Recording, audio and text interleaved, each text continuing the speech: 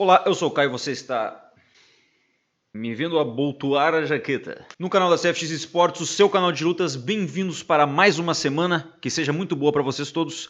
Pessoal, preciso mostrar este vídeo da história, dos segredos e do que realmente motivava e o que fez o Mike Tyson se tornar o que ele realmente foi. Começa maravilhosamente bem, uma história de motivação, de inspiração, não termina tão bem, então assistam do início ao fim, porque vocês vão gostar demais. Diferente do que eu costumo fazer, eu mais vou assistir junto com vocês, não tem por que comentar nada, tá legendado, tá perfeito. Prometo, se vocês assistirem até o final, vocês vão ficar emocionados. Então antes de assistirmos essa história maravilhosa juntos, deixa o seu like, isso é muito importante para nós, apertar em curtir, isso realmente ajuda aqui o canal. E se você quiser saber quando saem os vídeos novos aqui no canal, sem precisar vir aqui, inscreva-se e ative o sininho, só vai aparecer depois que você estiver inscrito, beleza? Então você clica em inscrever-se e aperta o sininho. Dentro dele tem uma opção que diz todos, que significa que você vai pedir para o YouTube mandar todos os vídeos, beleza? Agora faça isso e depois bora assistir este vídeo que é uma inspiração realmente. Play! No one really knows Mike Tyson. Nobody's really friendly with Mike Tyson. Who are you? Except Cus D'Amato.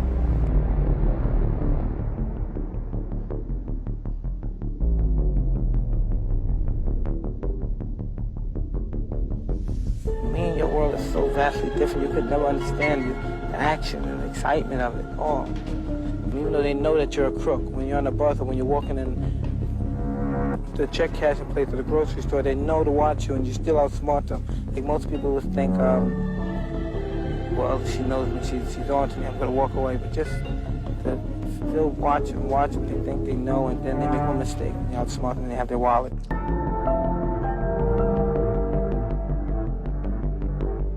It was the first time I was ever arrested, and I was 12 years old.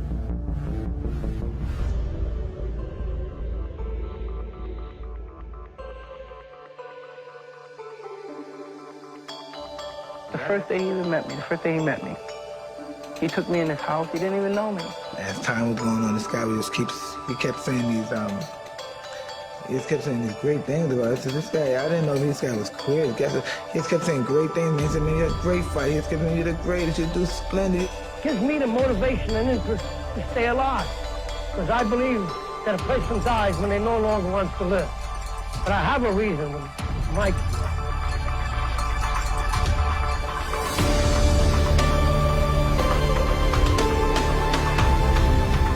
I remember the day when Mike came, yes. I remember the first time laying eyes on him.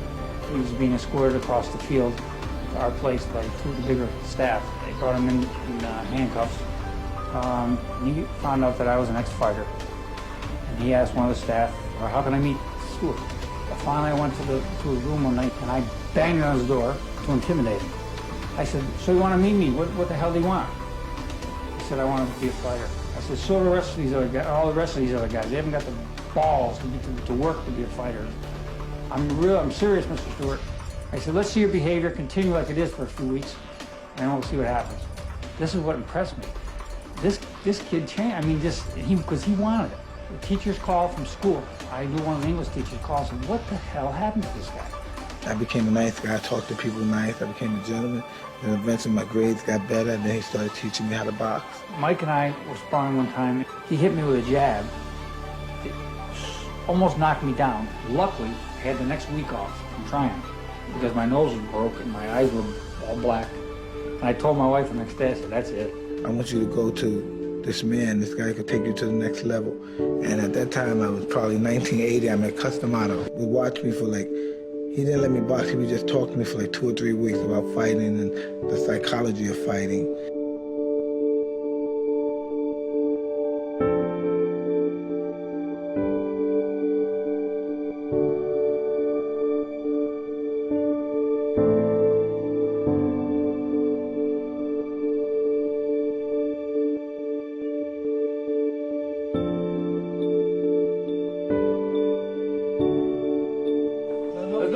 Thinking about gloves, but they think about it all the time. Everything they do. That guy there, they had a common sense, they wouldn't get into trouble. Complex. Like the other day, right? I was saying, yeah. Who's got the complex? The other day I was like this. I said, yeah, we'll talk to this girl. They were saying, how can I do that? Because I'm like a If you do it because I said it, you're a fool. You got to do it because what I said was right. That's what you got to do it for. Isso é uma verdade, não dá pra pensar sempre em mulher 24 horas por dia, senão o cara enlouquece. It's going to benefit you in the long run.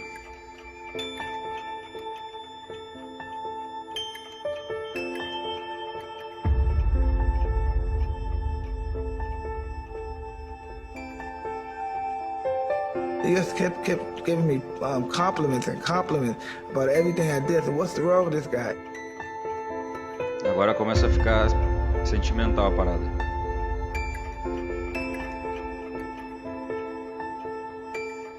I'm not a creator. What I do is discover and uncover. So my job is take the spark and fan it. When it starts to become a little flame, I feed it. And I feed the fire until it becomes a roaring blaze. And then when it turns a roaring blaze, I pour a huge lock on it. Then you really got a fire going. I never had the slightest idea with building up my confidence. And I started believing in this old man. I stopped being a little thief. I used to go back to New York and rob people and then come back upstate and hide out. I turned into a complete animal. I turned into a disciplinarian. This guy had me clean my room. This guy brainwashed me so much that if he told me to bite, I bite. And then one day he used to just say, listen, you have the chance to change your life, your family's life. You could be something very special. Don't you want to be champion? You could be champion of the world. And I didn't pay no attention to it. He said, really? You could be champion of the world. You could devastate the world. No man could take what you do. You just gotta believe it.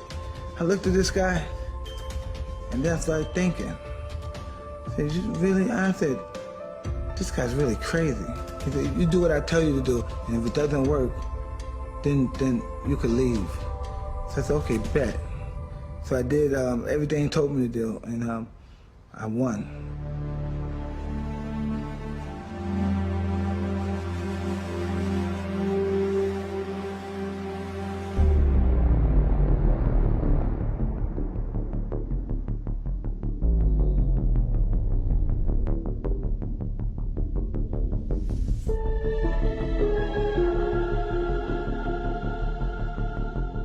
To me, he's my boy. He's with me.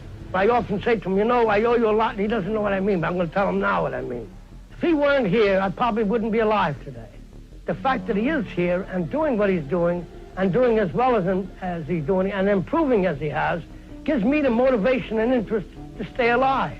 Because I believe that a person dies when they no longer wants to live. But I have a reason with Mike here, and he gives me the motivation. I will stay alive, and I will watch him become a success. Because I will not leave until that happens.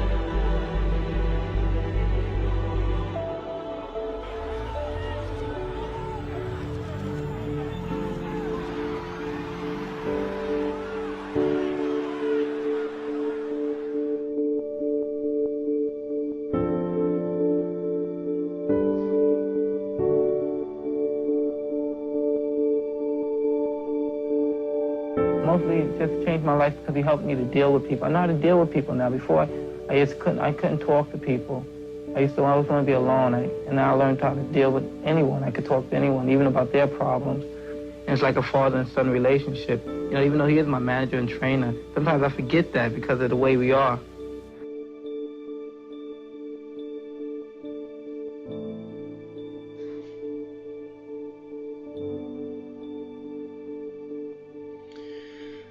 Cara, bom, como vocês podem imaginar, eu já tinha visto para poder trazer esse vídeo para vocês, mas cara, é muito emocionante, cara. Se vocês gostaram aí, deixa o like, história foda, e é isso, velho, muito foda mesmo, de verdade.